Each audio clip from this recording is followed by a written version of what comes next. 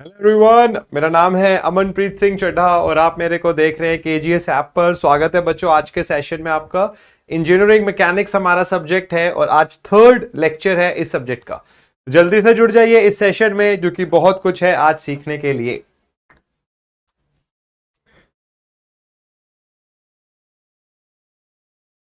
नमस्ते, good afternoon, good afternoon, good afternoon. नमस्ते and good afternoon प्यारे बच्चों। तो जल्दी से जुड़ जाइए इस सेशन में। और सबसे पहले तो मैं बहुत सारे बच्चों की बहुत तारीफ करूंगा भाई, बहुत अच्छी बात है। काफी सारे स्टूडेंट्स ने जो कल मैंने न्यूमेरिकल दिया था उसका सॉल्यूशन भेजा है और बहुत अच्छी बात है। देखिए, आंसर सही या गलत तो सेकेंडरी है, प्राइमरी है एफर्ट करना। तो एक अच्छे कॉम्प्लिकेटेड क्वेश्चन को आपने सॉल्व करने की कोशिश करी, यही बहुत अच्छी बात है। और उसमें भी कई सारे बच्चों का आंसर ठीक आया है। आंसर आएगा 78 न्यूटन। तो बहुत बढ़िया। जिन बच्चों का आंसर मैंने बोला था 60 और 80 के बीच में आंसर है, तो 78 के आसपास आंसर आएगा। सभी को बहुत बहुत बधाई, और जिन्होंने अटेम्प्ट किया उनको भी बधाई। जिन्होंने अटेम्प्ट ही नहीं किया, बच्चों अटेम्प्ट करो क्वेश्चन, तभी आप सीख पाओगे, वरना सीख ही नहीं पाओगे। प्रणाम प्रणाम, जीते रहो। Good afternoon. तो प्यारे बच्चों, आज हमारा लेक्चर थर्ड है और आज हम एक बहुत इंटरेस्टिंग इंपॉर्टेंट टॉपिक पढ़ेंगे, which is moment of inertia. तो बच्चे, मोमेंट ऑफ इनर्शिया के साथ साथ यहां पर इस टॉपिक में हम सेंट्रॉइड के बारे में भी पढ़ेंगे और सेंटर ऑफ ग्रेविटी के बारे में भी पढ़ेंगे। इस टॉपिक की इंपॉर्टेंस बहुत ज्यादा है स्ट्रेंथ ऑफ मटेरियल्स और फ्लूइड मैकेनिक्स में। इसी के साथ साथ स्टील स्ट्रक्चर्स में और स्ट्रक्चर एनालिसिस में भी ये टॉपिक बहुत पूछा जाता है। तो हम इंजीनियरिंग मैकेनिक्स में इस टॉपिक का बेस बनाएंगे और फिर इसको यूज करेंगे अलग अलग सब्जेक्ट्स में। Good afternoon, good afternoon. बिल्कुल, होमवर्क क्वेश्चन का आंसर 78.47 है और कई स्टूडेंट्स ने आंसर भेजा उसका, तो बहुत बहुत अच्छी बात है। You really made me very happy. मैंने मेल में देखा कई बच्चों ने आंसर भेजा और बहुत अच्छी बात है। आपके मन से ये जो डर निकल रहा है, ये सबसे अच्छी चीज है। तो ऐसे ही मेहनत करिए, जितनी मेहनत आप करोगे उतना कॉन्फिडेंस आएगा। कॉन्फिडेंस आएगा तो डेफिनेटली आप एग्जाम भी क्लियर करोगे।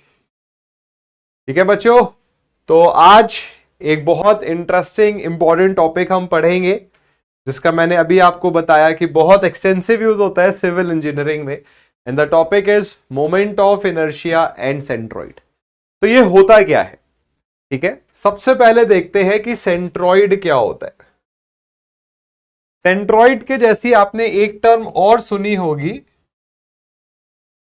जिसको कि सेंटर ऑफ ग्रेविटी बोलते हैं। बच्चों, हम एक टर्म पढ़ते हैं वेट, जिसको आप W is equals to M into g बोलते हो, वेट। तो वेट क्या होती है? वेट वो फोर्स होती है जिससे एक body centre of the earth की टुवर्ड्स अट्रैक्ट होती है। So weight is the force, it is the force on the particle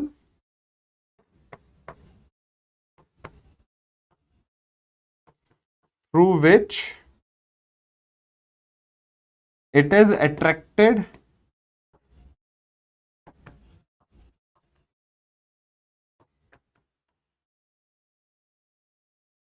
towards the center of earth।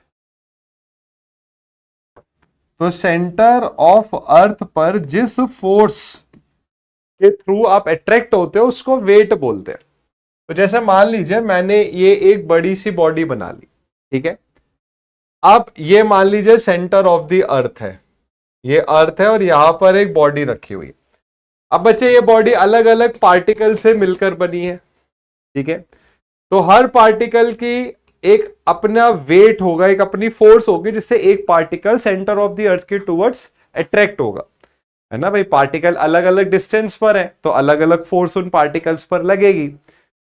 तो सेंटर ऑफ ग्रेविटी क्या होता है? अगर जितनी भी ये फोर्सेस हैं, हम ये बात जानते हैं, कल हमने रिजल्टेंट के बारे में पढ़ा। तो रिजल्टेंट क्या करता है?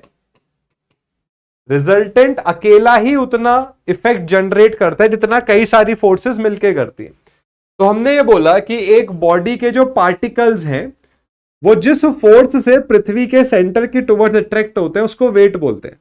अब अलग अलग पार्टिकल्स पे अलग अलग फोर्स निकलेगी, इन सारी फोर्स को आपने जोड़ लिया और ये किसके इक्वल कर दिया, रिजल्टेंट के। तो भाई रिजल्टेंट कहीं पर एक्ट करेगा, तो जो रिजल्टेंट है फोर्सेस का, वेट का जो रिजल्टेंट है वो जहां पर एक्ट करता है उसको बोलते हैं सेंटर ऑफ ग्रेविटी। ठीक है, इसको जैसे मैं अभी आपको यहां पर बताता हूं, तो ये पॉइंट फर्स्ट है। तो we know that every particle of a body is attracted by the earth towards its center। बच्चे this is the definition of weight, ये वेट की डेफिनेशन है, डेफिनेशन ऑफ वेट। तो जो m इंटू जी होती है ये वो फोर्स होती है जिससे एक particle centre of the earth की टुवर्ड्स अट्रैक्ट होता है। The force of attraction which is proportional to the mass of the particle m acts vertically downward and is known as the weight of the part। ठीक है, तो ये W है जो force है जिसके जो पार्टिकल पे लग रही है, जो सेंटर के टुवर्ड्स अट्रैक्ट हो रहा है, वो W is equals to mg होती है।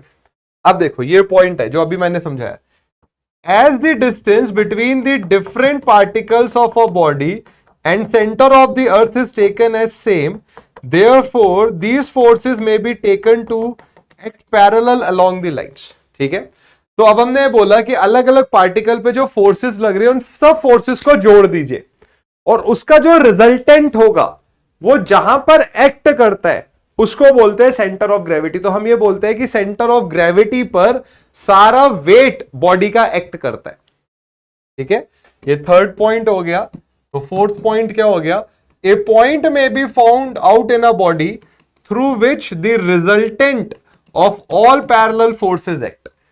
तो बच्चे एक बॉडी को अलग अलग फोर्सेस के थ्रू सेंटर ऑफ अर्थ पे लाया जा रहा है, the resultant of these forces जिस पॉइंट पर एक्ट करता है उसको सेंटर ऑफ ग्रेविटी बोलते हैं।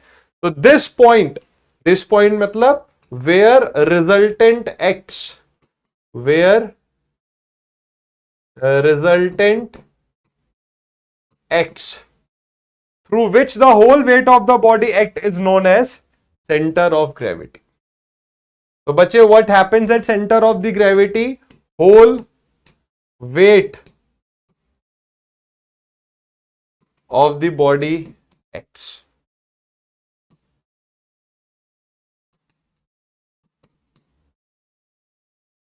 ठीक है, it may be noted that every body has one and only one center of gravity।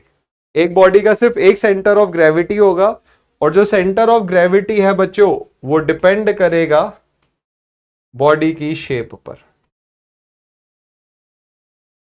तो centre of gravity depends on the shape of the body. तो अगर हम सिंपल सरल शब्दों में देखें तो सेंटर ऑफ ग्रेविटी वो पॉइंट है जहां पर बॉडी का नेट वेट एक्ट करता है। नेट वेट मतलब resultant of all the forces in a body जहां पर एक्ट करता है उसको सेंटर ऑफ ग्रेविटी बोलते हैं।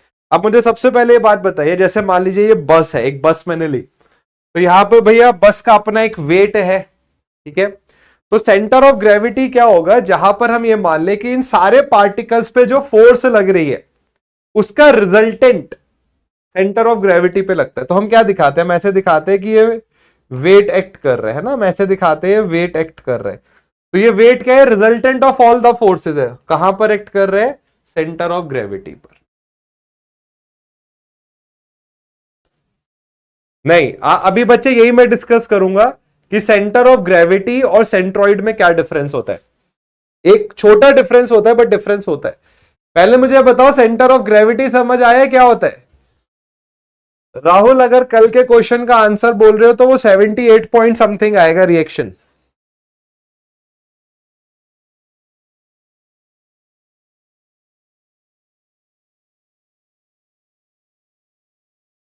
बच्चों ये बात समझ आई। अच्छा एक और चीज मैं आपको बता देता हूं कि 27 जनवरी को जनवरी कह रहा हूं, जुलाई को बच्चे प्रयागराज में खान सर का एक ऑफलाइन सेमिनार है। तो आप में से जो भी बच्चे उसको देखना चाहते हैं तो बिल्कुल जुड़ सकते हैं। बाकी इंफॉर्मेशन के लिए आप हमारी वेबसाइट को विजिट कर सकते हो।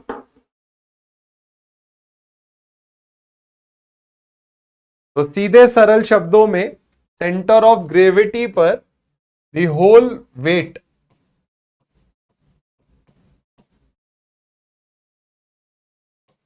Of the body acts.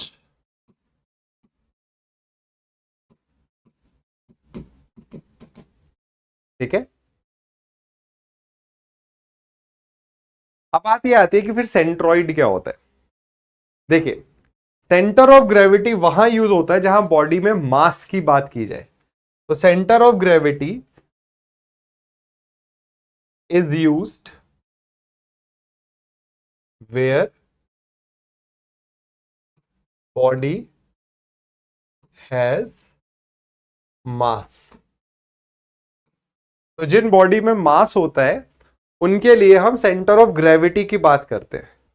But Jin bodies में एरिया होता है, एरिया, वहां पर हम सेंट्रॉइड की बात करते हैं।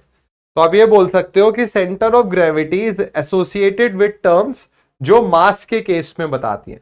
जैसे हमारी ह्यूमन बॉडी, हमारे में सेंट्रॉइड शब्द नहीं आएगा, हमारे में सेंटर ऑफ ग्रेविटी शब्द आएगा। कोई भी ऐसी बॉडी जो मास है, जिसमें मास है, उसको आप बोलोगे कि वहां पर सेंटर ऑफ ग्रेविटी का कंसेप्ट आता है।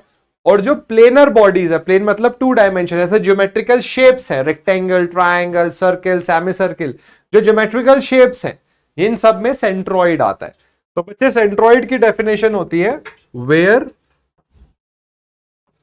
दी होल मास, या वेट ना बोल के एरिया शब्द बोलते हैं, whole area is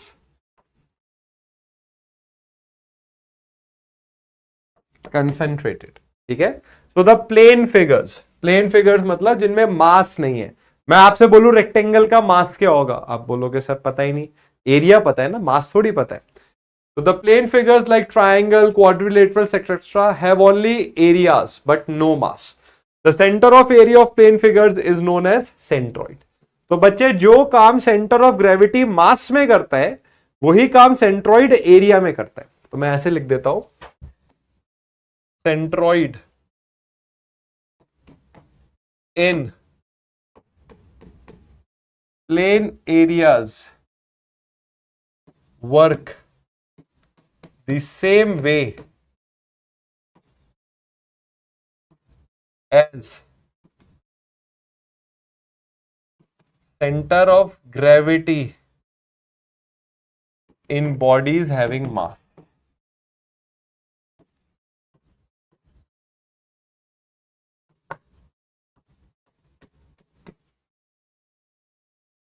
The method of finding out the centroid of a figure is same as the finding out the centroid of a gravity.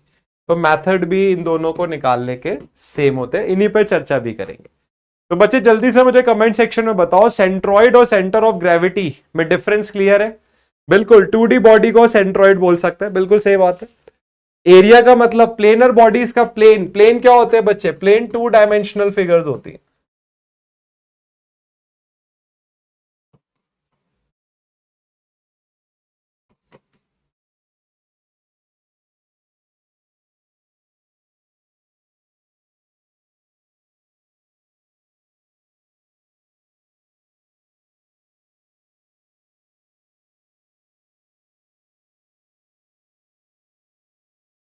बच्चों, समझ आई बात? ये एक बार ही यस या नो में रिप्लाई कर दीजिए।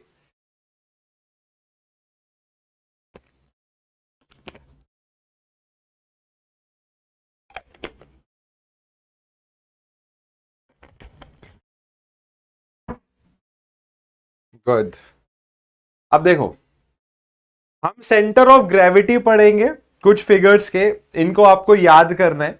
इनका रोल बहुत ज्यादा होता है सिविल इंजीनियरिंग के वेरियस सब्जेक्ट्स में, जैसे मैंने अभी आपको बताया सोम, एफएम, हाईवे इंजीनियरिंग में बहुत जरूरत है। हाईवे इंजीनियरिंग में गाड़ियों की जब आप ज्योमेट्रिक डिजाइन के बारे में पढ़ते हो तो वहां पर इन कंसेप्ट का बहुत यूज होता है। तो एक बहुत इंपॉर्टेंट कंसेप्ट है। तो सेंटर ऑफ ग्रेविटी अगर हमें कुछ फिगर्स के निकालने, पहले प्लेन एरिया फिगर्स की बात करते हैं, मतलब 2 डायमेंशनल बॉडीज की बात करते हैं।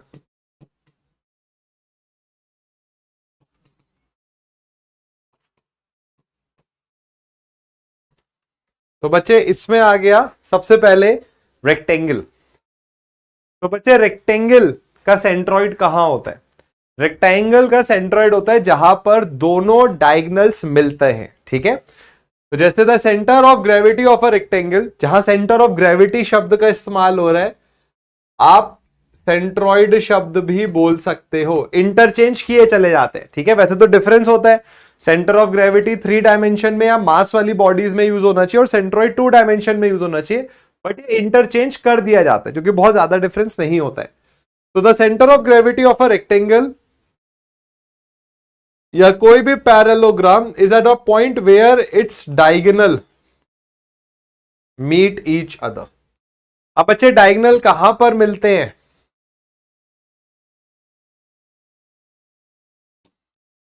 रेक्टेंगल या स्क्वायर के डायगोनल मिलते हैं सेंटर पर।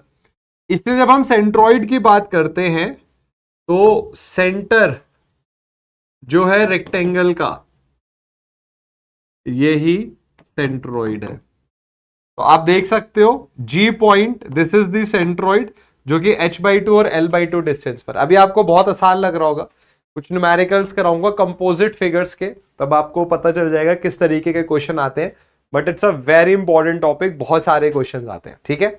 अब जैसे कई बार हमें लगता है कि ये तो बहुत आसान है, ये तो इतना आसान हम क्यों पढ़ रहे हैं। कोई बच्चा मुझे डेफिनेशन के हिसाब से ये बता सकता है कि ट्राइंगल का सेंट्रॉइड कहां पर होता है? बाय डेफिनेशन आपको ट्राइंगल का सेंट्रॉइड कहां मिलता है? अब मुझे पता है कि कुछ बच्चे ये बोल देंगे कि सर ये h/3 पर होता है ट्राइंगल का सेंट्रॉइड, बट डेफिनेशन क्या है? ट्राइंगल का सेंट्रॉइड आपको वहां मिलता है जहां पर तीनों मीडियन मिलते हैं। तो जैसे मीडियन क्या होता है? मीडियन जो वर्टेक्स से आप एक लाइन ड्रॉ करते हो जो अपोजिट लाइन को 2 हाफ में बांट देती है, ठीक है। तो आपने ए से एक लाइन ड्रॉ करी, बी से एक लाइन ड्रॉ करी, सी से लाइन ड्रॉ करी, ये मीडियंस है, ये डिवाइड कर रहे हैं। जैसे AF FB के इक्वल है, BD DC के इक्वल है, CE EA के इक्वल है। तो जहां ये तीनों मीडियन मिलते हैं वो सेंट्रॉइड होता है आपका, ठीक है। और ये सेंट्रॉइड कहां पर लाई करता है?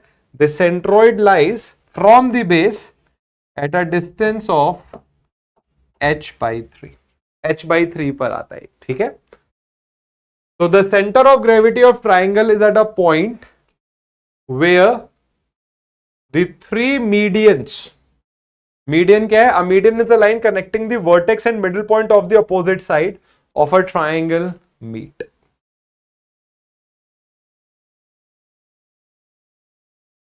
This is the definition of centroid. ये एग्जाम में पूछी जाती है कि ट्राइंगल का सेंट्रॉइड कहां पर मिलता है। h/3। अब जैसे ये आता है कि सर ये h/3 कैसे आता है, तो इसको हम सॉल्व करते हैं, वहां से आता है h/3। ये भी एक सिंपल सिमिलर ट्राइंगल के कंसेप्ट से निकाला जा सकता है। अब बच्चों देखो नेक्स्ट आएगा ये ट्रेपीजियम। ट्रेपीजियम का एक आपको फॉर्मूला याद करना पड़ेगा, ठीक है। और ये यूज भी होता है, इसका पता है आपको यूज कहां देखने को मिलेगा ट्रेपीजियम का? जब हम SFD और BMD पढ़ते हैं, क्योंकि SFD और BMD के केस में मोमेंट एरिया मेथड एक होता है, वहां पर सेंट्रॉइड का यूज आता है। तो आपको सेंट्रॉइड इसका फॉर्मूला याद करना चाहिए। तो बच्चे जो सेंट्रॉइड का फॉर्मूला है, this is h/3 into B+2A upon B+A। B क्या है? जो लार्जर डायमेंशन है वो B है, स्मॉलर डायमेंशन A है और हाइट h है। तो जो सेंट्रॉइड है उसका ये फॉर्मूला है, ये आपको याद करना है।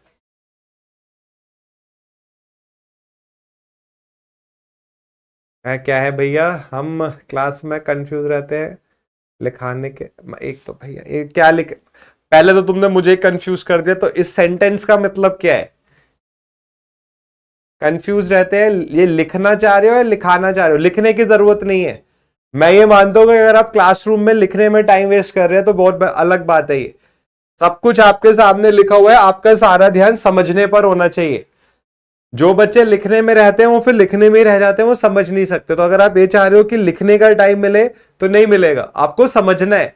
क्योंकि अगर आपने कंसेप्ट को समझ लिया तो आपको जरूरत ही नहीं है कहीं से कुछ भी छापने की। लिखने का मतलब हो गया छापना। तो आपको क्रैमिंग नहीं करनी है, रट्टा नहीं मारना है, आपको समझना है चीजों को समझिए। और ये पीडीएफ आपको मिल जाती है, अपलोड होती है हमारे क्लासेस के बाद, तो वहां से उसको समझिए, फिर अपने नोट्स बनाना चाहते हैं तो आप बना सकते हैं, ठीक है। बट अभी सारा ध्यान समझने पर रखिए। तो प्यारे बच्चों, अभी तक हमने क्या करा, मोमेंट ऑफ सेंट्रॉइड की डेफिनेशन देखी, जहां पर पूरा वेट एक्ट करता है, ठीक है। सेंटर ऑफ ग्रेविटी पे पूरा वेट एक्ट करता है और सेंट्रॉइड पर एरिया एक्ट करता है। इसके बाद हमने अलग 3 इंपॉर्टेंट फिगर्स के सेंटर ऑफ या सेंट्रॉइड के बारे में पढ़ा, ठीक है। इसके अलावा बच्चों देखो कुछ और फिगर्स है। सेमी सर्किल के सेंट्रॉइड, ये डायरेक्ट आता है एग्जाम में, कहां पर लाई करता है, 4r/3π पर, where r is the radius of the circle.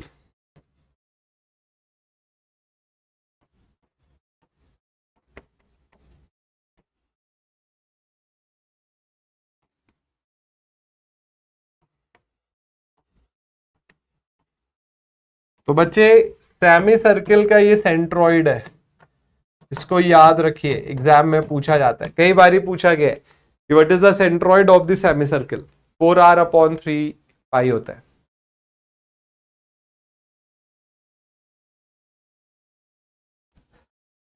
अब मैं आपके एक इस दिक्कत का भी निवारण बता देता हूं। देखो कैसे आपको पढ़ाई करनी चाहिए। देखो वैसे तो हर बच्चे को पता होना चाहिए, बट स्टिल सबसे पहले जब ये क्लास खत्म होती है ना, कोई भी क्लास खत्म होती है, आप पूरी वीडियो फिर से देखा करो, फुल वीडियो देखो और उस टाइम पर अपने नोट्स बनाओ। सेकंड, सिर्फ नोट्स को देखो जो मैंने लिखे हैं, जो पीडीएफ आपको मिलता है। अब ये देखो जो नोट्स आपने बनाए और जो नोट्स पीडीएफ के फॉर्म में आपको मिले, इनमें कोई डिफरेंस है? अगर कोई ऐसा पॉइंट है जो आपको लगता है कि पीडीएफ में था बट आपके नोट्स में नहीं है, उसको अपने नोट्स में लिख लो, बस सफिशिएंट है। बहुत सारे बच्चों का मैं आपको बता रहा हूं, वो नोट्स बनाने में उनका जीवन निकल जाता है। तो नोट्स मत बनाइए, ध्यान से पढ़िए, ठीक है। तमीज से कंसेप्ट को सीखिए। मैं ऑनेस्टली बिल्कुल ना बनाओ ये नोट्स, बट बच्चे बोलते हैं सर वो पीपीटी में दिख नहीं रहा है एंड ऑल एवरीथिंग। सब कुछ लिखने की आदत डालिए, चीजों को समझिए। अगर आपने चीजों को समझा है तो आप उसको शब्द भी दे देंगे। मान लो मैं आपसे बोलूं मोमेंट ऑफ इनर्शिया समझाओ क्या होता है, आपको पता ही नहीं है क्या होता है, तो लैंग्वेज क्या कर लेगी, आप क्या बोलोगे। बट अगर आपको पता है क्या होता है तो आप टूटी फूटी इंग्लिश में भी समझा दोगे कि सर ये मतलब होता है, ठीक है। तो नोट्स बनाने हैं, बनने हैं, मतलब लिटरली यार I was a student as well and trust me, मैंने कॉम्पिटेटिव एग्जाम्स क्लियर करे, भारतीय सेना का एग्जाम क्लियर करा। मैंने आज तक अपने टीचर से ये नहीं पूछा कि सर नोट्स कैसे बनाने। ये तो हर स्टूडेंट को पता है कि क्या करना है। मतलब समटाइम्स द स्टूडेंट आज, ये तो ऐसे कि सर सांस कैसे लेनी है, कि सर ये टी शर्ट पहन लूं क्या, वो टी शर्ट मैचिंग की है क्या। अरे ये तो अब जो बच्चा एक कॉम्पिटेटिव एग्जाम की तैयारी कर रहा है इंजीनियरिंग पढ़ने के बाद, उसका ये डाउट आना ही नहीं चाहिए कि सर पढ़ना कैसे है। कम ऑन, आप उम्र में बड़े हो, 20, 21, 22 साल के बच्चे हो, तो बेसिक चीजें तो एटलीस्ट नहीं पूछनी चाहिए। अब आती हैं सॉलिड फिगर्स। सॉलिड फिगर्स मतलब जो 3 डायमेंशनल है, जैसे सिलेंडर। सिलेंडर का सेंट्रॉइड कहां पर होता है, ये एज इट इज आता है एग्जाम में बच्चों। तो सिलेंडर का सेंट्रॉइड आपको मिलेगा h/2 पर, where h is the height of the cylinder. अभी मैं इस पर क्वेश्चन कराऊंगा, जैसे T सेक्शन है, I सेक्शन है, इनके सेंट्रॉइड कैसे निकाले जाते हैं। तो मैं बेसिक बता रहा हूं अभी आपको, ये मत सोचिए कि बस इतना ही और खत्म हो जाएगा सिलेबस। उसके बाद राइट सर्कुलर कोन आता है। राइट सर्कुलर कोन का सेंट्रॉइड आपको दिखेगा h/4 पर, where h is the height. ये फिगर्स आपको याद करनी है, ये डेटा याद करना है। उसके बाद हेमिस्फीयर, सर्कल नहीं है हेमिस्फीयर है। हेमिस्फीयर का सेंट्रॉइड कहां पर होगा, 3r/8 पर, where r is the radius of the hemisphere. Exam में जब हम कॉम्पिटेटिव एग्जाम्स की बात करते हैं तो ये डेटा एज इट इज पूछा जाता है। इनफैक्ट इसमें जो कोन वाला डेटा है, ये तो कई सारे कॉम्पिटेटिव एग्जाम्स में पूछा गया है, ठीक है। अब देखो, अब आते हैं मुद्दे पर। मुद्दा क्या है कि कंपोजिट सेक्शंस के सेंट्रॉइड कैसे निकाले जाते हैं। How to determine centroid of composite sections. तो भाई कंपोजिट सेक्शंस क्या होते हैं? कंपोजिट सेक्शंस का मतलब दो डिफरेंट फिगर्स,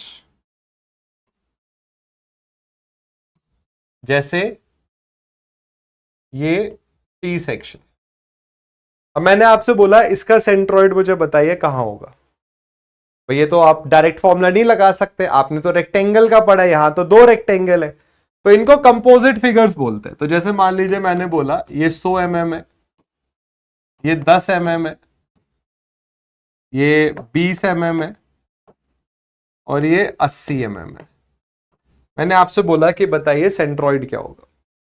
तो बच्चे सबसे पहले जब भी आप सेंट्रॉइड निकालते हो, आप एक रेफरेंस से सेंट्रॉइड निकालते हो। तो पहला स्टेप क्या है? Always select a reference. Reference मतलब वहां से सिलेक्ट करो जिसको आप डेटम बोलते हो, कि भाई जो भी डिस्टेंसेस ली जाएंगी इस डेटम से ली जाएंगी, रेफरेंस से ली जाएंगी। ठीक है। अब जैसे ये सेक्शन है, रेफरेंस बिल्कुल आपकी इच्छा है, आप टॉप पे मानो, यहां बीच में मानो, बॉटम में मानो, कहीं पर भी मान लो। मेरा सजेशन आपको रहेगा कि हमेशा रेफरेंस बॉटम को मानिए। इसका भी अभी मैं आपको रीजन बताऊंगा क्या होता है। ठीक है। तो ये आपने माना कि दिस इज योर डेटम। ठीक है। देखिए क्या होता है, अगर हम इसको एक्स एक्सिस की तरह ट्रीट करें तो एक्स एक्सिस के ऊपर वाई एक्सिस पर हर वैल्यू पॉजिटिव आएगी। तो अगर आप डेटम इधर मानोगे तो नीचे के डिस्टेंस आपको नेगेटिव लेने पड़ेंगे, तो ये आपको कंफ्यूज करेगा।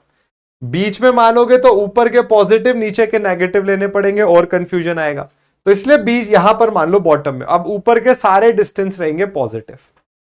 अब बच्चों सेंट्रॉइड निकालने का एक फॉर्मूला याद करना है आपको। वाई बार होगा, वाई बार मतलब वाई एक्सिस पर जो सेंट्रॉइड आएगा, A1 Y1 bar plus A2 Y2 bar upon A1 plus A2। A1 क्या है? लेट से नीचे वाले रेक्टेंगल का एरिया है। A2 क्या है? ऊपर वाले रेक्टेंगल का एरिया है।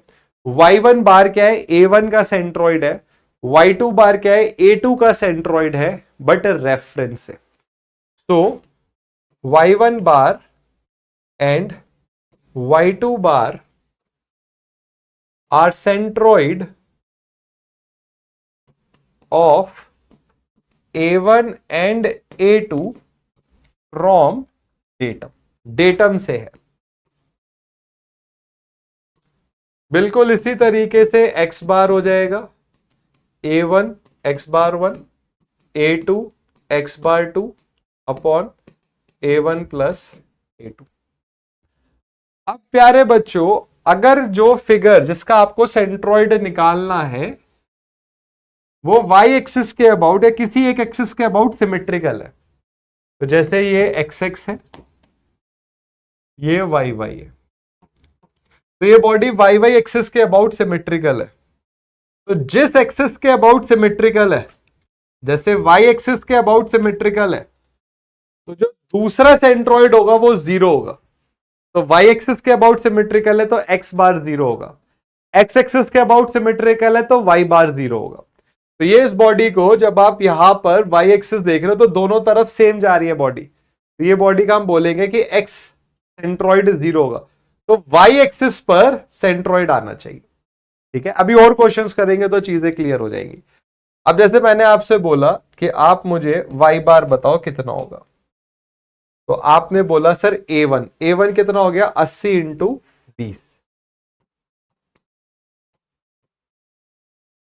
अब बच्चों आपको A1 का सेंट्रॉइड बताना है डेटम से। इस रेक्टेंगल को भूल जाइए, सिर्फ एक रेक्टेंगल है, ये रेक्टेंगल है। तो बच्चे इसका सेंट्रॉइड क्या होगा? सेंट्रॉइड रेक्टेंगल का क्या होता है? हाफ ऑफ द लेंथ पर होता है। तो 80 का हाफ 80/2 प्लस आपने बोला A2 क्या हो गया 100 इंटू 10 मल्टीप्लाइड बाई A1 को भूल जाइए, सिर्फ A2 है। रेक्टेंगल का सेंट्रॉइड कहां पर होता है हाफ पर, और y एक्सिस पर सेंट्रॉइड देख रहे हैं, तो 10 का हाफ कितना हो गया 5। बट कहां से लेना है डेटम से, जो भी सेंट्रॉइड आप लोगे आप वो डेटम से लोगे। तो 10 का हाफ 5 और इसमें क्या ऐड होगा 80। तो बच्चे इसको मैं ज्यादा अच्छे से ऐसे लिख देता हूं 80 प्लस 10/2, ये आपको पता रहे कि आया कैसे data, divided by A1 plus A2 80 into 20। ये आते हैं एग्जाम में क्वेश्चन और बहुत जरूरत पड़ेगी इसकी सोम में 100 इंटू 10। अब इसको सॉल्व करिए, you will get the answer. तो भाई क्या हो गया ये 80 इंटू 20 इंटू 40 प्लस 100 इंटू 10 कितना हो गया 585 डिवाइडेड बाई 1600 और ये कितना हो गया 1000 मतलब 2600। तो बच्चे ये वैल्यू आई 57.03 mm कहां से नीचे से, ठीक है, फ्रॉम बॉटम। तो अगर मैं आपसे बोलूं कि आप सेंट्रॉइड लोकेट करो तो आप बोलोगे कि सर सेंट्रॉइड जो है वो यहां से पास होगा, दिस इज द सेंट्रॉइड, और ये वैल्यू आप बोलोगे कि सर ये होगी 53.3। अब बच्चे अगर मैं बोलूं अच्छा टॉप से बताओ कितनी है, तो आप बोलोगे 10 और 80 90 में से आपने 53.3 घटा दिया 36.7। और हम पढ़ेंगे इसको सोम में कि सेंट्रॉइड से क्या पास होता है न्यूट्रल एक्सिस, तो ये न्यूट्रल एक्सिस का लोकेशन हो गया।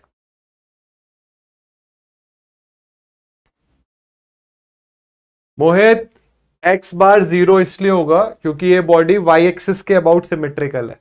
जिस एक्सिस के अबाउट बॉडी सिमेट्रिकल होगी उस एक्सिस पर सेंट्रॉइड 0 नहीं होगा, बट दूसरे एक्सिस पे 0 होगा। मान लो ये बॉडी अगर वाई एक्सिस के अबाउट सिमेट्रिकल ना होके एक्स एक्सिस के अबाउट सिमेट्रिकल होती तो वाई एक्सिस का जो सेंट्रॉइड है वो 0 होता। बच्चों समझ आई बात? अच्छा 57 है, सॉरी ये मैंने डेटा थोड़ा सा गलत लिख दिया, 57 है। 57.3 तो ये आ जाएगा 32.7।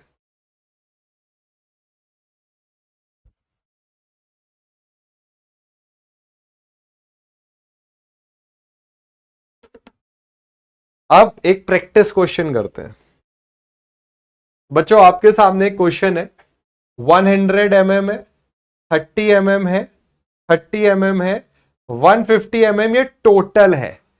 आपको मुझे बताना है कि बॉटम से सेंट्रॉइड कितने डिस्टेंस पर है, बताइए। आपके सामने क्वेश्चन है, देखते हैं कितने बच्चे आंसर देते हैं, बताइए। ये क्वेश्चन बच्चे कॉम्पिटिटिव एग्जाम्स में बहुत ज्यादा आते हैं और मैं बार बार बोल रहा हूं सिविल इंजीनियरिंग के कई सब्जेक्ट्स में यूज है इनका। अगेन आप देख रहे हो वाई एक्सिस के अबाउट बॉडी सिमेट्रिकल है, तो बच्चे एक्स बार 0 आएगा तो वाई बार हो जाएगा A1 Y1 bar plus A2 Y2 bar upon A1 plus A2। Bottom से फाइंड आउट करने का फायदा मैंने आपको बताया था कि सब डिस्टेंस पॉजिटिव रहेंगे तो आपको कैलकुलेशन में कंफ्यूजन नहीं आएगा। तो ये आपका सेंट्रॉइड या ये आपका एक्सिस हो गया, डेटम हो गया, ये दिस इज योर डेटम।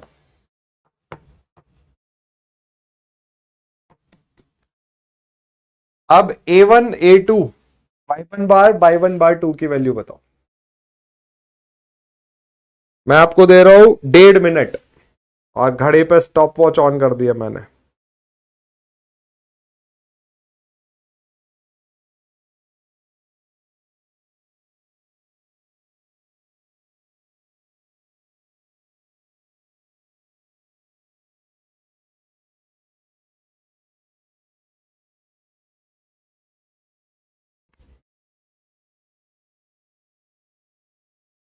94.09। ओहो भाई साहब, 2 बच्चों ने आंसर दे भी दिया है।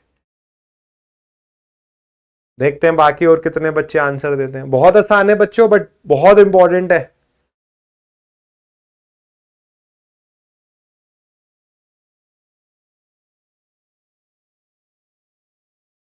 सबसे पहले A1 की वैल्यू क्या होगी? ये A1 मान लेते हैं, let's say this is A1। बच्चों ये पूरा 150 है, ये 30 है, तो इतनी वैल्यू हो गई 120। ये वैल्यू 120 हो गई, तो A1 हो गया 120 इंटू 30, और A2 क्या हो गया 100 इंटू 30। तो A1 कितना हो गया 120 इंटू 30। अब 120 का हाफ 60। समय समाप्त। कितने आंसर आए हमारे पास? थोड़े बहुत आए, गुड। प्लस A2 कितना हो जाएगा 100 इंटू 30 इंटू 30 का हाफ 15, बट बॉटम से कितना हो गया, डेटम से कितना हो गया 15 प्लस 120, मतलब 135 divided by 120 into 30 plus 100 into 30। तो 120 into 30 into 60 plus 100 into 30 into 135 divided by 120 into 30 plus 3000। 94.09 आ रहा है, तो let's say 94.1 mm from bottom से। तो अगर मैं न्यूट्रल एक्सिस लोकेट करूं, ठीक है, तो लेट्स से कहीं इधर न्यूट्रल एक्सिस आ रहा है। न्यूट्रल एक्सिस मतलब सेंट्रोइड। तो ये वैल्यू हो गई 150 में से इस वैल्यू को घटा दीजिए, तो आपको टॉप से पता चल जाएगा। तो मान लीजिए अगर आपसे एग्जाम में वो बोले कि टॉप से बताइए, तो आप बॉटम से निकाल के सब्ट्रैक्ट कर सकते हो। 55.9।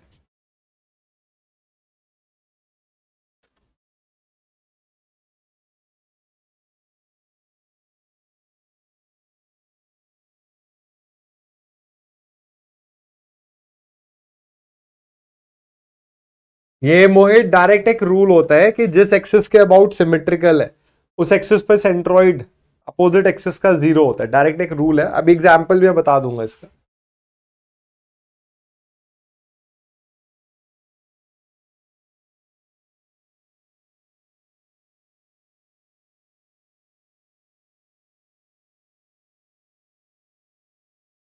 चलो नेक्स्ट क्वेश्चन करते हैं। चैनल सेक्शन है, देखते हैं कितने बच्चे बताते हैं। अब अगर आप देखो 50 mm है, 15 mm है, 50 mm है, 15 mm है, और ये 100 mm है। तो बच्चे इस बार जब आपने एक्सिस काटा तो एक्स एक्सिस के अबाउट आप देख रहे हो ये बॉडी सिमेट्रिकल है एक्स एक्सिस के अबाउट। तो बच्चे इस बार जो वाई एक्सिस पर सेंट्रॉइड 0 होगा, वाई बार 0, तो अगर मैं वाई बार लेकर जाऊंगा, कहने का मतलब यह है कि इस एक्सिस पर सेंट्रॉइड आएगा कहीं इस एक्सिस पर, ऊपर नीचे नहीं आएगा, इधर दाएं बाएं जाएगा। ठीक है, तो कैसे आएगा ये? इस बार आपको एक्स बार निकालना है क्योंकि वाई बार 0 है, बिकॉज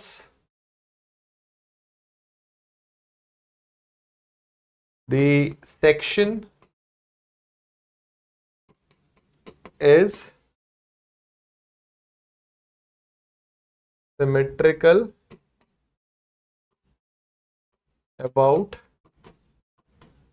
x axis। तो x बार क्या हो जाएगा a1 x bar 1 plus a2 x bar 2 plus a3 x bar 3 divided by a1 plus a2 plus a3।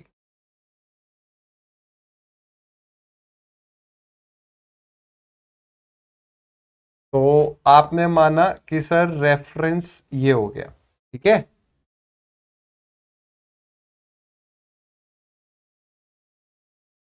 तो बच्चे जो सेंट्रॉइड होगा, ये एक्सेस है एक्स, ये वाई है, यहां पर जीरो होगा, यहां जीरो है, ठीक है, क्योंकि एक्स एक्सिस के अबाउट बॉडी सिमेट्रिकल है, तो आपका सेंट्रॉइड इस तरीके से लेफ्ट राइट पे वेरी करेगा।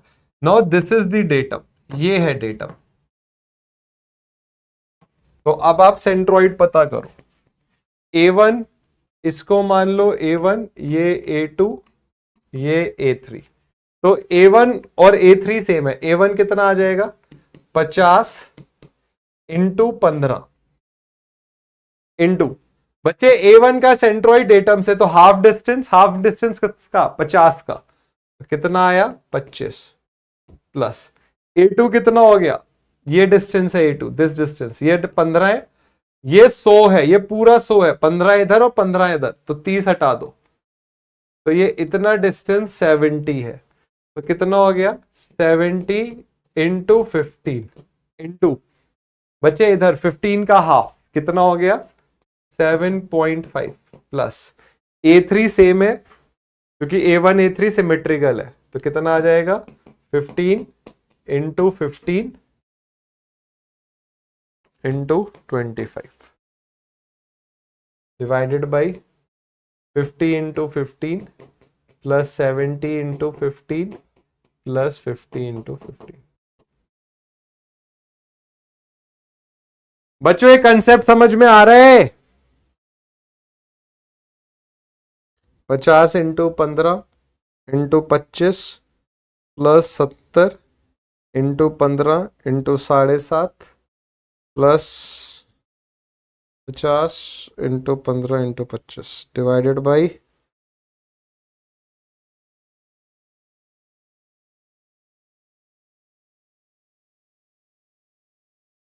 17.79 mm फ्रॉम डेटम। कहां लाई करेगा, ये ओरिजिन है आपका, दिस इज द ओरिजिन, कितना है 17.7 समवेयर हियर।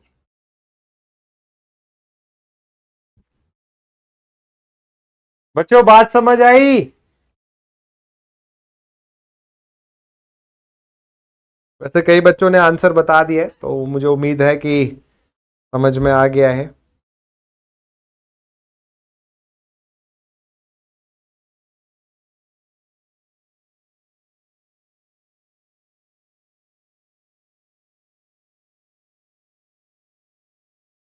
हाँ, अब जैसे एक बच्चे ने बोला कि सर डेटम आप कहीं भी मान सकते हो, ये आपकी चॉइस है। जब एग्जाम में क्वेश्चन आएगा ना, तो वो आपसे बोलते हैं कि बताइए कहां से, वो बताएंगे आपको। जैसे वो बोलेंगे फ्रॉम बॉटम, फ्रॉम टॉप, या ऐसे आपको बोल देंगे फ्रॉम एक्सिस ए के, तो उसके बेसिस पर आप डेटम डिसाइड करोगे। अगर उन्होंने डेटम आपको नहीं पूछा, आपको नहीं बोला कि कहां से बताना है, तो आप कहीं पर भी मान लो। बट ऐसे तो ऑब्जेक्टिव एग्जाम में आंसर कैसे आएगा? तो कॉम्पिटेटिव एग्जाम्स में वो आपको बोलेंगे क्वेश्चन में कि यहां से सेंट्रॉइड बताओ, बॉटम से बताओ, टॉप से बताओ, राइट से बताओ, लेफ्ट से बताओ, ए से बताओ, बी से बताओ, वो बताएंगे। उसके बेसिस पर वहां पर आप डेटम डिसाइड करके फॉर्मूला लगा दोगे।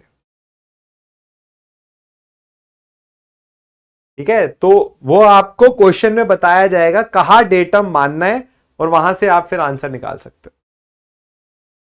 ठीक है, चलो अब एक ये आई सेक्शन है, इसका सेंट्रॉइड बताओ।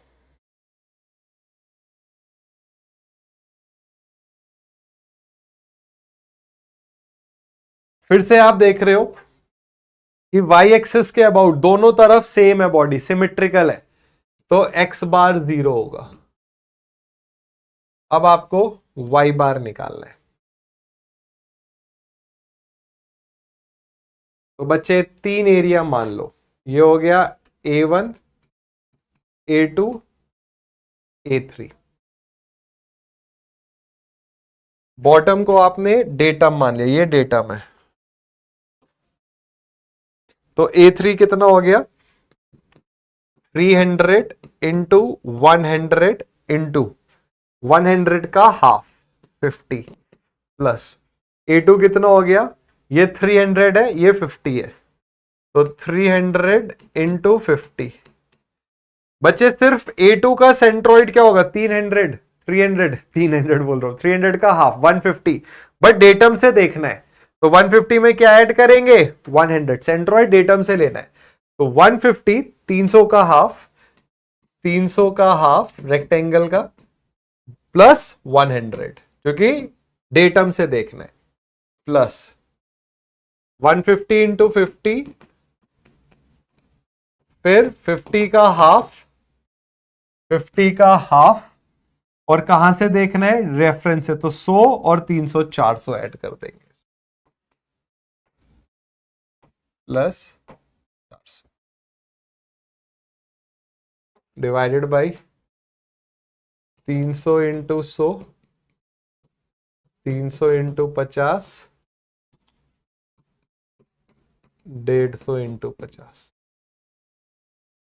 आई सेक्शन तो आपको पता ही है, बहुत इंपॉर्टेंट है, सिविल इंजीनियरिंग में बहुत रोल है आई सेक्शन का। कई बार एग्जाम में सेंट्रॉइड गिवन होता है, बेंडिंग के क्वेश्चंस पे कई बार निकालना पड़ता है। तो 300 into 100 into 150 plus 300 into 50 into ये कितना हो गया? 150 प्लस 100 250 प्लस 150 इंटू 50 इंटू कितना हो गया? 25, 25 और 400 425 डिवाइडेड बाई 3000 प्लस 3 5 15, 15,000 प्लस 7500। एक मिनट, ये 3000 नहीं है, 30,000 है।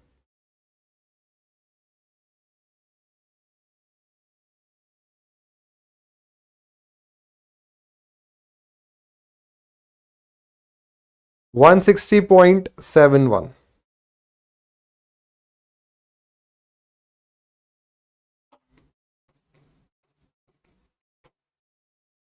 From bottom.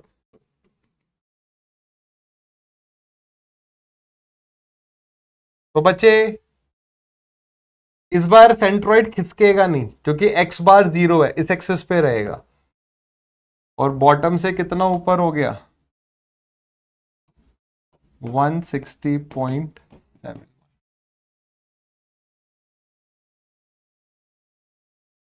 बच्चों समझ आया ये सेंट्रॉइड निकालना?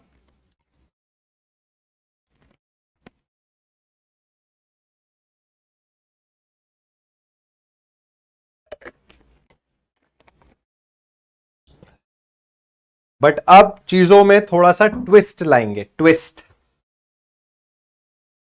क्या है? ये क्वेश्चन बहुत अच्छा क्वेश्चन है, ये एई में बहुत सारे एग्जाम्स में पूछा गया और ऐसा क्वेश्चन गेट में भी पूछा गया। क्वेश्चन क्या है? Square hole is punched out of a circular lamina, 2 dimensional shape की बात कर रहे हैं। The diagonal of the square being the radius of the circle as shown in the figure. Find the centre of the gravity of the remainder if R is the radius of the circle. अब देखिए question में क्या फर्क है। इन्होंने बोला एक circular figure में से एक स्क्वायर सेक्शन हटा दिया गया है, तो अब बताइए सेंट्रॉइड क्या होगा? तो बच्चे ऐसे केस में सर्किल के एरिया को A1 मान लीजिए, स्क्वायर के एरिया को A2 मान लीजिए। अगर हम x बार की बात करें, ए बी एक्सिस की बात करें x बार, तो भाई x एक्सिस के अबाउट बॉडी सिमेट्रिकल है, तो y जो हमारा सेंट्रॉइड है 0 हो जाएगा, तो y बार इज 0। तो x बार कैसे आएगा? A1 x बार 1। इस बार क्या हो रहा है? इस सर्कल में से स्क्वायर को हटाया गया है, कम किया गया है, तो साइन आएगा negative A2 x bar 2 divided by A1 minus A2। अब बोलोगे सर नेगेटिव साइन कैसे आ गया? क्योंकि अभी तक फिगर्स ऐड हो रही थी, रेक्टेंगल में रेक्टेंगल ऐड हो रहा था तो जोड़ रहे थे। अब क्या हो रहा है? एक फिगर में से दूसरी फिगर को हटाया गया है तो सब्ट्रैक्ट होगा। ठीक है, अब हमने क्या करा? रेफरेंस लिया ऐसे, दिस इज आवर रेफरेंस, क्योंकि हमें यह बात पता है। अब मैंने देखो एक्सिस बनाया इस तरीके से, तो क्या होगा? वाई एक्सिस के एक्स एक्सिस के अबाउट सिमेट्रिकल है, ठीक है, तो वाई बार 0 हो गया, तो अब सेंट्रॉइड इस लाइन पर आएगा, एक्स एक्सिस के अबाउट आएगा। जिस एक्सिस के अबाउट सिमेट्री होती है उसका अपोजिट 0 होता है, एक्स एक्सिस के अबाउट सिमेट्री है तो y 0 होगा, y बार इज 0, तो सेंट्रॉइड आएगा यहां पर। ठीक है, अब एरिया की बात आई, A1 क्या हो गया, पूरे सर्किल का एरिया, तो A1 हो गया पाई आर स्क्वायर। A2 क्या है, स्क्वायर का एरिया। कैसे पता चलेगा भाई, स्क्वायर का एरिया कैसे आता है, साइड का स्क्वायर कर दो, बट हमें डायगोनल गिवन है। तो बच्चे स्क्वायर का जो डायगोनल होता है उसकी वैल्यू क्या होती है, √2a होती है ना। इस क्वेश्चन के हिसाब से डायगोनल कितना है, r है। इन्होंने बोला है, क्वेश्चन ने बोला है कि स्क्वायर का जो डायगोनल है वो रेडियस ऑफ द सर्किल के इक्वल है। तो हमें गिवन है, क्वेश्चन में गिवन है डायगोनल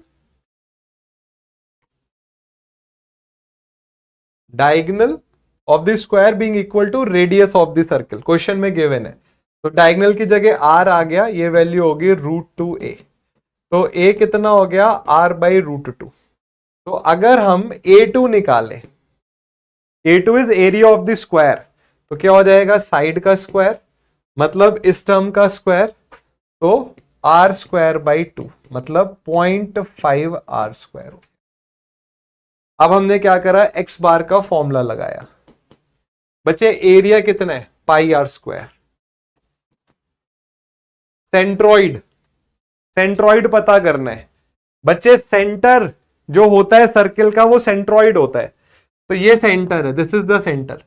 तो यहां से ए से ये कितना दूर है, सेंट्रॉइड r डिस्टेंस पर है।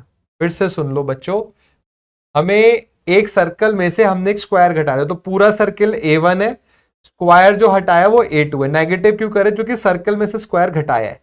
सर्कल का एरिया हो गया πr²। मैंने बोला सर्कल का सेंट्रॉइड कहां है, आप बोलोगे सेंटर पर। सेंटर का डिस्टेंस यहां से देख रहे हैं, ये हमारा डेटम है, दिस इज द डेटम। तो आपने बोला कि सर x⁻1 की वैल्यू आ गई r माइनस A2 कितना है, 0.5 r² इंटू सेंट्रॉइड कितना है, स्क्वायर का सेंट्रॉइड कितना है। तो बच्चे स्क्वायर का सेंट्रॉइड कहां पर होगा, सेंटर पर। अगर मैं आपसे पूछूं सिर्फ इतनी डिस्टेंस बताओ, आप बोलोगे सर r/2, क्योंकि भैया ये r/2, ये r/2।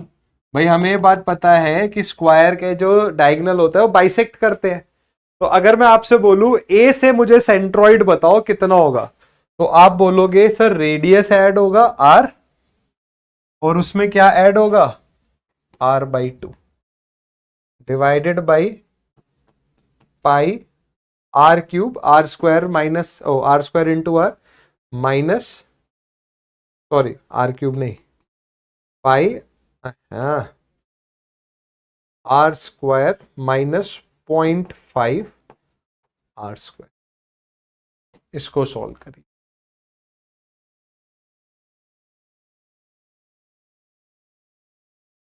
बच्चों समझ आया क्वेश्चन,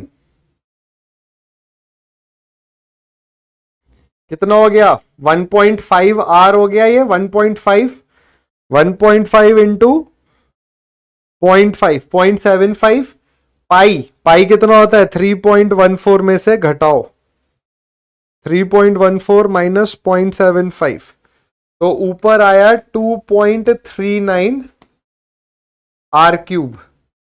नीचे कितना आएगा, पाई कितना है 3.14 माइनस 0.5, नीचे आएगा 2.64 r²। तो भैया 2.39 डिवाइडेड बाई दिस वैल्यू 0.905, 0.905। तो मैं इधर लिख देता हूं सेंट्रॉइड,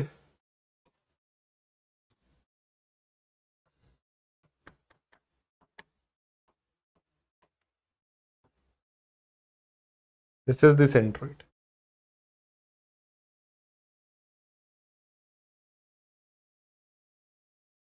अब बच्चों ईमानदारी से बताओ ये क्वेश्चन समझ आया,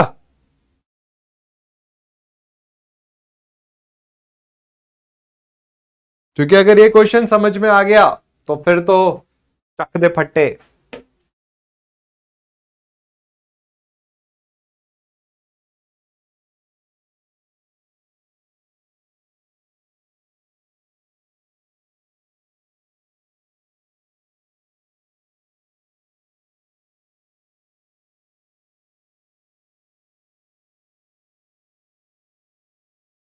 चलो मैं आपको एक क्वेश्चन और देता हूं,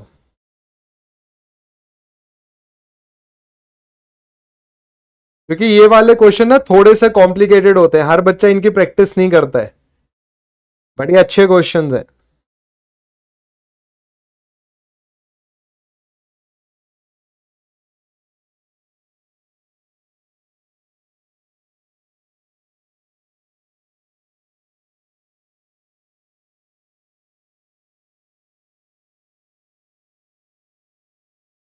देखो एक क्वेश्चन ये है, अब देखो पिछले क्वेश्चन में क्या हुआ था, सर्किल में से स्क्वायर हटाया था, इस बार सर्किल है 100 mm डायमीटर का, इसमें से 50 mm डायमीटर का एक और सर्किल घटा दिया। तो ये मैं आपको होमवर्क क्वेश्चन दे रहा हूं, this is your homework question, बिल्कुल सेम क्वेश्चन है बच्चों, सिर्फ फिगर में बदलाव करा है। होमवर्क क्वेश्चन है ये आपका, आपको सेंट्रॉइड बताना है कितना होगा। ठीक है, मैं आपको ये बता देता हूं कि क्या रेंज आएगी, जैसे कल मैंने रेंज बताई थी, तो मैं आपको रेंज बता रहा हूं कि इस रेंज में आपका आंसर आना चाहिए।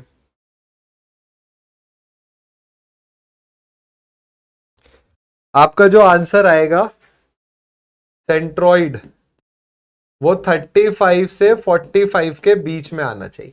ठीक है, एग्जैक्ट आंसर मैं इसलिए नहीं बता रहा हूं क्योंकि फिर बच्चे वो ले ही आते हैं कि अरे यहां से 2 जुड़ जाएगा, वहां से 3 हटा देंगे एंड ऑल।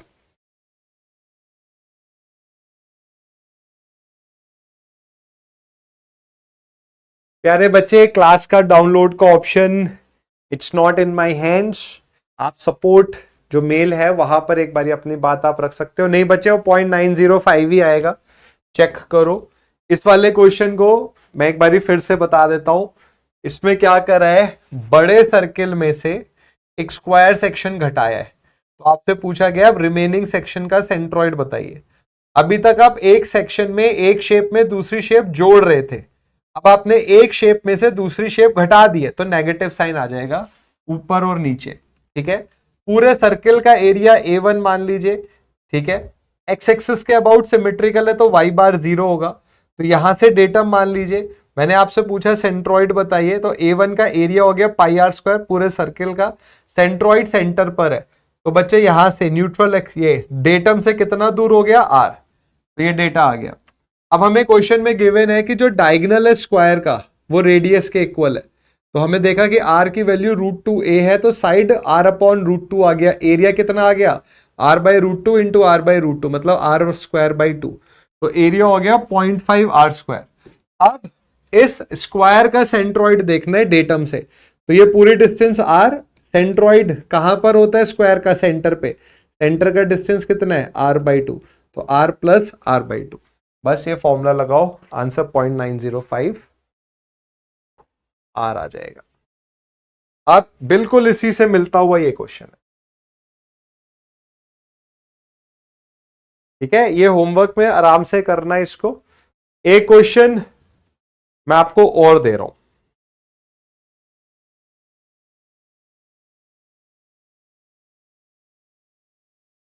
दो क्वेश्चन आपके होमवर्क में है, क्योंकि देखो बच्चे जब तक खुद से क्वेश्चन नहीं करोगे कभी कॉन्फिडेंस नहीं आएगा।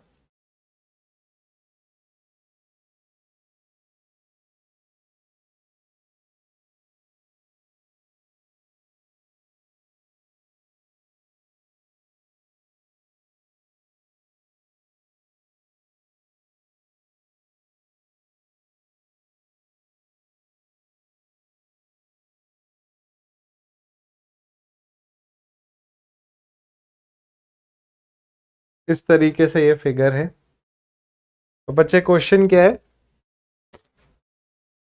इस क्वेश्चन ये क्वेश्चन है, डिस्क ऑफ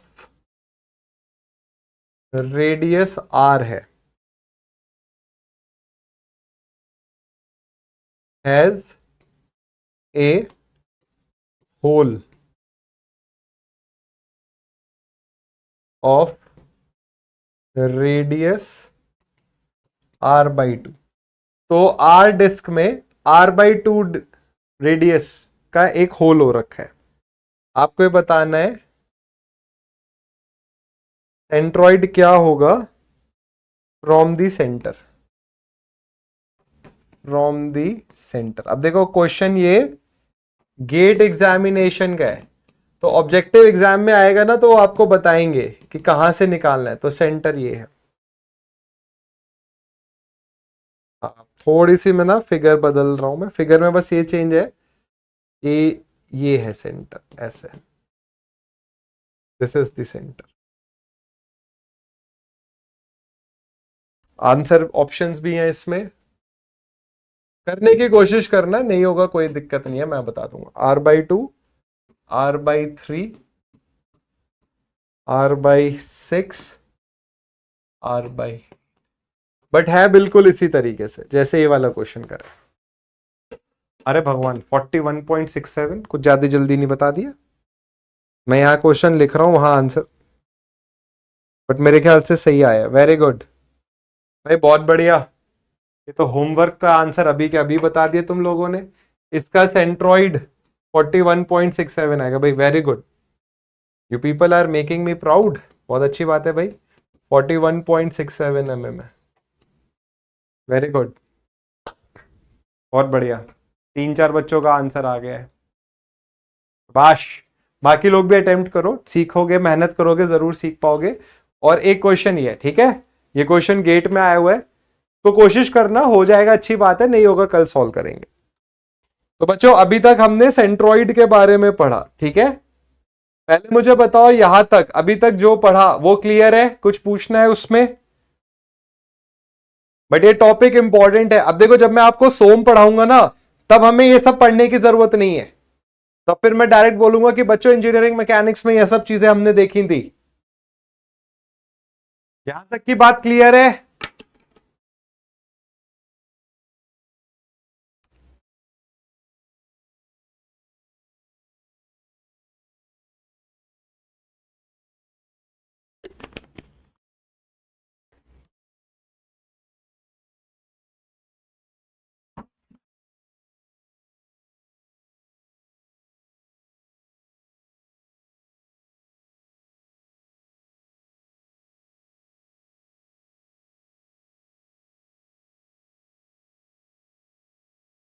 चलो बहुत बढ़िया। अब बच्चे आती है next term, which is moment of inertia. जो डिफरेंस सेंटर ऑफ ग्रेविटी और सेंट्रॉइड में है, वही डिफरेंस मोमेंट ऑफ इनर्शिया और सेकेंड मोमेंट ऑफ एरिया में है।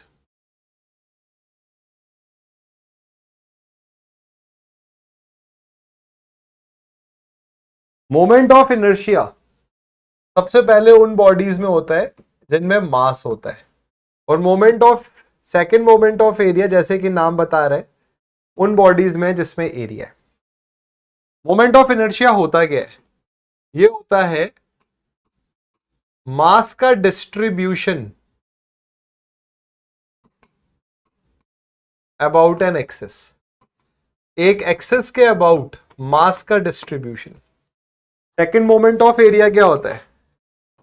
एरिया का डिस्ट्रीब्यूशन अबाउट एन एक्सिस। इसका मतलब क्या है? कोई भी बॉडी अगर रोटेशन में है तो इन टर्म्स का रूल आता है। मैं आपको मोमेंट ऑफ इनर्शिया का एक बहुत सिंपल एग्जांपल देता हूं।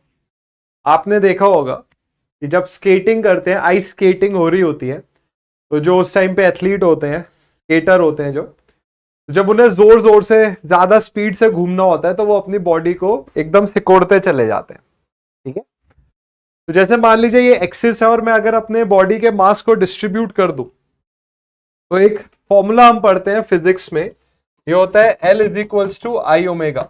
L is angular momentum, I is moment of inertia and omega is angular velocity. तो ओमेगा जो है वो इनवर्सली प्रोपोर्शनल होता है आई के।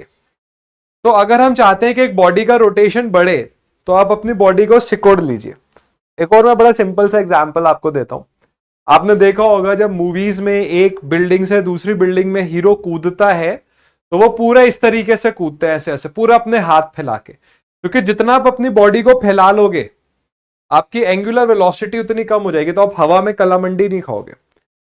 आपने देखा होगा कोई जानवर हो, जैसे बिल्ली हो, बिल्ली जब कूदती है तो हवा में अपने आप को पूरा स्ट्रेच कर लेती है, पूरा स्ट्रेच कर लेती है। व्हाट दे डू इज वो एक एक्सेस के अबाउट अपने मास डिस्ट्रीब्यूशन को बढ़ा देती हैं, जिसकी वजह से ओमेगा कम हो जाता है। अब आपके दिमाग में आएगा कि सर हमें ओमेगा की जरूरत नहीं है। बिल्कुल सही बात है, एज अ सिविल इंजीनियर हमें ओमेगा की जरूरत नहीं है, हमें एंगुलर वेलोसिटी की जरूरत नहीं है।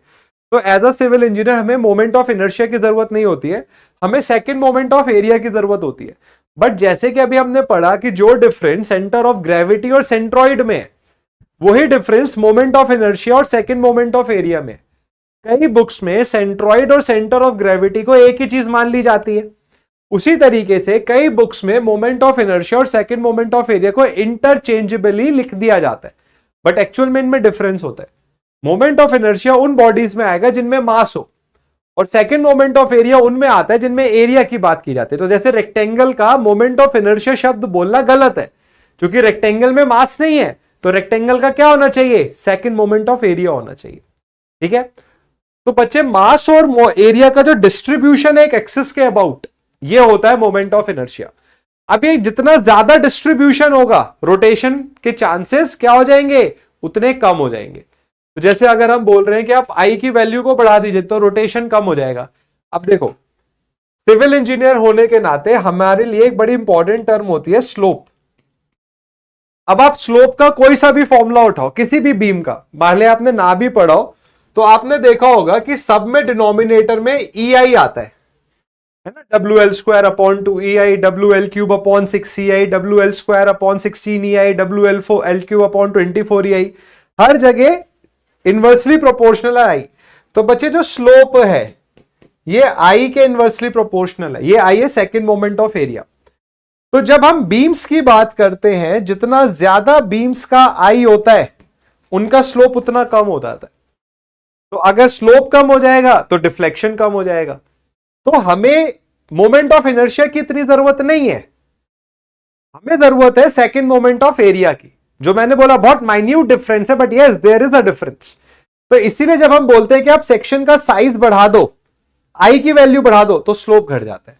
तो अगर हम ये देखें कि भाई इस टॉपिक को हमें पढ़ने का फायदा बतौर सिविल इंजीनियर क्या मिल रहा है, तो हम यहां से ये पता करते हैं कि जब एक बॉडी पर लोड लगता है, जब एक 2 डायमेंशनल बॉडी एक क्रॉस सेक्शन लोडिंग में आता है, तो उसका रोटेशन कितना होता है। तो उसका रोटेशन, जैसे वहां आप देख रहे हो ओमेगा इनवर्सली प्रोपोर्शनल है आई के, यहां थीटा इनवर्सली प्रोपोर्शनल होता है आई के। This is the meaning of moment of inertia. थोड़ा सा इसको समझाता हूं, फिर आपके डाउट होंगे तो आप पूछना। तो the moment of inertia of an object is defined by the distribution of mass around an axis. तो अगर आप डिस्ट्रीब्यूशन बढ़ा दोगे तो आई बढ़ जाएगा, आप डिस्ट्रीब्यूशन घटा दोगे आई घट जाएगा। बढ़ाने और घटाने से डिपेंड करेगा कि बॉडी अपने एक्सिस के अबाउट या उस एक्सिस के अबाउट जिसके अबाउट आप मास को बदल रहे हो, रोटेशन कितना करती है। ठीक है, it depends not only on the total mass of the object but also on the square of the perpendicular distance from the axis of such element mass. तो बच्चे आई का आप एक फॉर्मूला पढ़ते हो, एम के स्क्वायर होता है। ये क्या होता है, जैसे आर के ना लिख के यहां आर लिख रहे हैं तो कंफ्यूजन ना है, तो आर ही लिख देता हूं मैं भी, एम आर स्क्वायर। तो जिस पॉइंट को आप ऑब्जर्व कर रहे हो उसका डिस्टेंस एक्सिस से उसका स्क्वायर लेते हैं, एम आर स्क्वायर। अब यही आपको पता है सोम में, आप देखना कभी भी, और ये मुझे लगता है बहुत सारे बच्चों को ये बात नहीं पता होती है, आई का फॉर्मूला ये नहीं होता, आई का फॉर्मूला होता है वाई स्क्वायर डी ए। जो आप सोम में मोमेंट ऑफ इनर्शिया बोलते हो ना, उसका फॉर्मूला ये होता है, जबकि एक्चुअल मोमेंट ऑफ इनर्शिया ये है। ये क्या है, ये सेकंड मोमेंट ऑफ एरिया है। बहुत बड़ा डिफरेंस, मैं मानता हूं कि डिफरेंस बड़ा है, बट बुक्स में क्या होता है कि वो इसको, जो अच्छे ऑथर्स होंगे वो इस चीज को डिफरेंशिएट करते हैं, बट कई सारे ऑथर्स नहीं करते। बट मोमेंट ऑफ इनर्शिया मास वाली टर्म्स में यूज होना चाहिए। हम क्रॉस सेक्शंस पढ़ते हैं तो हमें second moment of area use करना चाहिए। ठीक है, this means that the moment of inertia increases rapidly as mass are distributed more distant from the mass। तो बच्चे I की वैल्यू बहुत ज्यादा बढ़ती है, स्क्वायर में बढ़ती है अगर आप डिस्ट्रीब्यूशन को बढ़ा दो। तो जैसे आपने आई होप मूवीज देखी होंगी ABCD या स्टेप अप, ये जो डांस वाली मूवीज है जिनमें हिप हॉप होता है, तो आपने देखा होगा कि कई सारे परफॉर्मर्स ऐसे होते हैं जो अपने सिर के बल घूमते हैं। तो अगर आपने देखा हो वो जब घूमते हैं और अपनी स्पीड बढ़ानी होती है तो अपनी बॉडी को सिकुड़ते चले जाते हैं। तो जब आप एक्सिस के अबाउट आई की वैल्यू को बढ़ाओगे तो आपका रोटेशन कम होगा, और जब आप आई की वैल्यू को घटाओगे तो रोटेशन बढ़ जाएगा। एक और बहुत अच्छा एग्जांपल, जिम्नास्ट आपने देखा होगा जब हवा में होते तो अपनी पूरी बॉडी को सिकोड़ लेते हैं, तो उसके बाद वो फिर कलामंडिया खाते हैं जिसके उनको पॉइंट्स मिलते हैं। ठीक है बच्चों, तो जहां पर आप मास का डिस्ट्रीब्यूशन बोल रहे हो वो मास ना बोल के अगर आप एरिया बोल दोगे तो सेकंड मोमेंट ऑफ एरिया है, मास बोलोगे तो मोमेंट ऑफ इनर्शिया है। बात समझ आई बच्चों?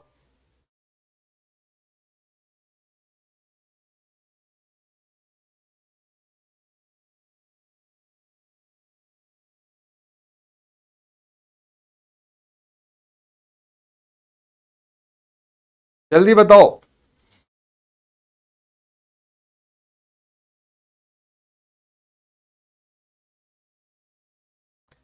बहुत बढ़िया सीताराम, वेरी गुड। जो मैंने गेट का क्वेश्चन दिया उसका आंसर R/6 ही आएगा। We know that the moment of force, बच्चे मोमेंट ऑफ फोर्स क्या होता है? Force into perpendicular distance, this is the moment of force is the product of force into perpendicular distance between the point and the line of action. ठीक है, बिल्कुल सही बात है। फोर्स इनटू परपेंडिकुलर डिस्टेंस होता है। इसको क्या बोलते हैं? इसको इन्होंने बोला, इसको बोलते हैं फर्स्ट मोमेंट ऑफ फोर्स। ठीक है, कोई दिक्कत नहीं। इन्होंने बोला कि अब इस मोमेंट में if this moment is again multiplied by the perpendicular distance, इसमें आप जब परपेंडिकुलर डिस्टेंस की दोबारा मल्टीप्लाई करते हो तो जो आपको क्वांटिटी मिलती है उसको बोलते हैं moment of the force. Moment of force is force into perpendicular distance. आपने दोबारा परपेंडिकुलर डिस्टेंस की मल्टीप्लाई करी तो मोमेंट ऑफ फोर्स हो गया, और इस मोमेंट ऑफ फोर्स को बोलते हैं moment of force, second moment of force या मोमेंट ऑफ इनर्शिया। और बच्चे आपको पता होना चाहिए बिल्कुल इसी तरीके से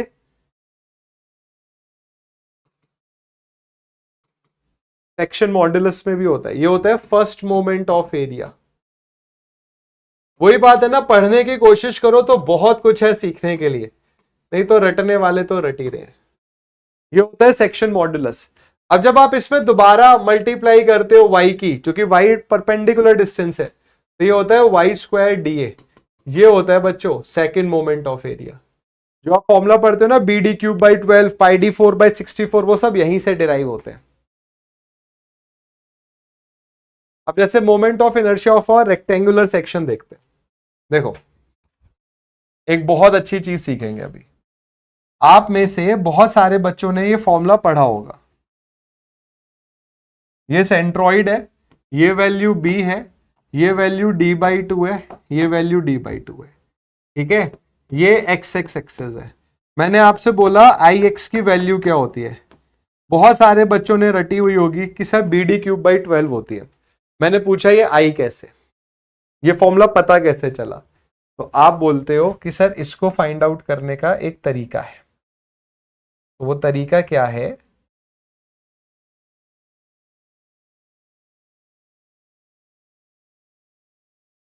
तो आपने एक स्ट्रिप कंसीडर करी। ठीक है, ये आपने स्ट्रिप ली, मजा नहीं आया मुझे स्ट्रिप में, टेढ़ी सी स्ट्रिप में क्या ही मजा आएगा। तो क्या करें, रेक्टेंगल से बनाऊं?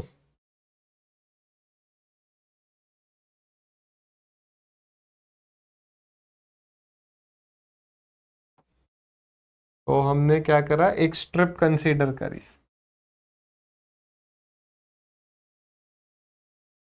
आपने बोला सर y डिस्टेंस पर एक हमने स्ट्रिप कंसीडर करी, इस स्ट्रिप की थिकनेस dy है। तो मैंने आपसे बोला कि आप मुझे एरिया ऑफ स्ट्रिप बताओ क्या होगा। आपने बोला सर dA है। एरिया क्या होगा? स्ट्रिप की थिकनेस कितनी है? b, विड्थ b है, और ये थिकनेस होगी dy, तो b dy। मैंने आपसे i की वैल्यू पूछी, आपने बोला sir i second moment of area, moment of inertia बोल सकते हैं। इसका फॉर्मूला होता है y²dA। तो आपने बोला sir Y square, D A की जगह आपने बोला सर आ जाएगा बी डी वाई। आपने बोला सर इंटीग्रेट करते हैं यहां से 0 से लेकर d/2 तक, 0 से लेकर d/2 तक।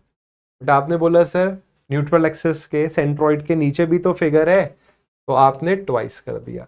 या फिर आप ऐसे बोल सकते थे कि -d/2 से +d/2 तक इंटीग्रेट कर दो। अब ये हो गया 2, b आपने कॉमन लिया, वाई स्क्वायर का इंटीग्रेशन हो गया y³/3, तो ये हो गया y³, यहां आ गया अपर लिमिट लोअर लिमिट, तो बच्चे ix हो गया 2b/3 इंटू ये कितना हो गया upper limit and lower limit d³/8, 2 से कटा 4 बारी, तो ix की वैल्यू आ जाएगी bd³/। तो ये डेरिवेशन है, और ये डेरिवेशन आपको सिर्फ तब आएगा जब आपने ये चीज सीखी हो। तो यकीन मानिए बहुत कम बच्चे इस चीज को सीखते हैं। क्यों सिलेक्शन नहीं होते हैं? क्योंकि सब कुछ तो रटने की फिराक में है। हर बच्चा चाह रहा है मैं रट लूं डेटा, समझने की फिराक में लोग ही कम है। आप समझ लोगे, आप जीवन में नहीं भूलोगे इन चीजों को। बच्चों समझ आई बात ये?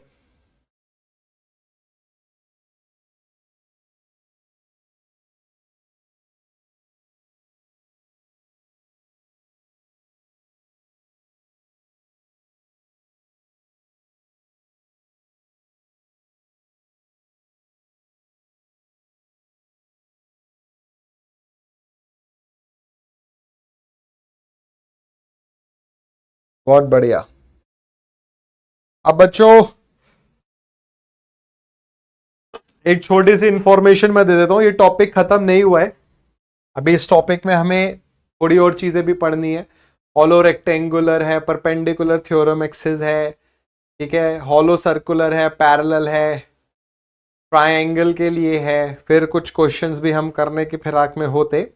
बट अभी 4 बजे एक सेशन है आरआरबी को लेकर, हम एक लाइव इवेंट कर रहे हैं यूट्यूब पर, ठीक है, और उसमें कुछ बहुत इंपॉर्टेंट इंफॉर्मेशन हम कन्वे करने वाले हैं। तो थोड़ा सा ही टाइम रह गया, 10 मिनट ही रह गए, तो अभी मैं ये सेशन एंड कर रहा हूं। कल हम इसको पढ़ेंगे और जो हमारा नेक्स्ट टॉपिक है फ्रिक्शन, उसको भी स्टार्ट करेंगे। तो डोंट वरी, ये कल भी हम पढ़ेंगे, ठीक है।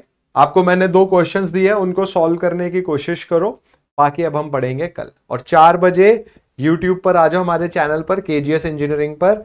आरआरबी से रिलेटेड कुछ बहुत इंपॉर्टेंट इंफॉर्मेशन देनी है, ठीक है बच्चों। अच्छा मुझे बताओ, क्लास समझ आई आज की? इंटरेस्टिंग है ये? देखो कितने मेहनत से पीपीटी बनाई है मैंने, कैसे एरो वैरो लगाने पड़े, और खुद बना रहा हूं ये सब मैं। अपने तारीफ का कोई मौका नहीं छोड़ूंगा मैं।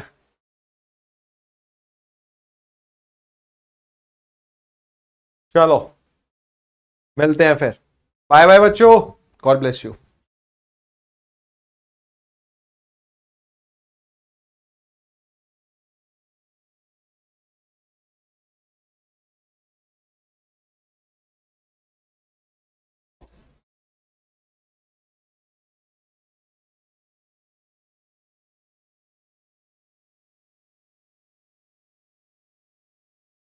हाँ देखते हैं, ठीक है, ठीक है बच्चों, बाय बाय। 4 बजे मिलो यूट्यूब पर, बाय बच्चों।